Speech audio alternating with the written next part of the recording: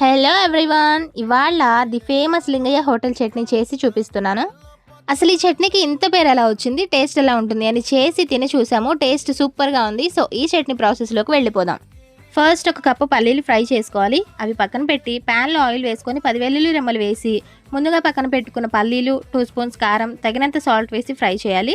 2 తొలకల చింతపండు వాటర్లో నానబెట్టుకొని పక్కన పెట్టుకోవాలి. సో ఇవి ఫ్రై అయిపోయిన తర్వాత ఆ చింతపండు గుజ్జును కూడా ఈ పల్లీల్లో వేసి 2 మినిట్స్ పాటు హై ఫ్లేమ్లో ఫ్రై చేసుకోవాలి. ఇవి ఇలా ఫ్రై అయిపోయిన తర్వాత పక్కన పెట్టుకుని స్టవ్ పై మరో ప్యాన్ పెట్టుకొని ఆయిల్ వేసుకొని 1/2 టీ స్పూన్ ఆవాలు, జీలకర్ర, 2 రెమ్మలు కరివేపాకు, 2 స్పూన్స్ మినపగుండ్లు వేసుకొని ఫ్రై చేసుకోవాలి.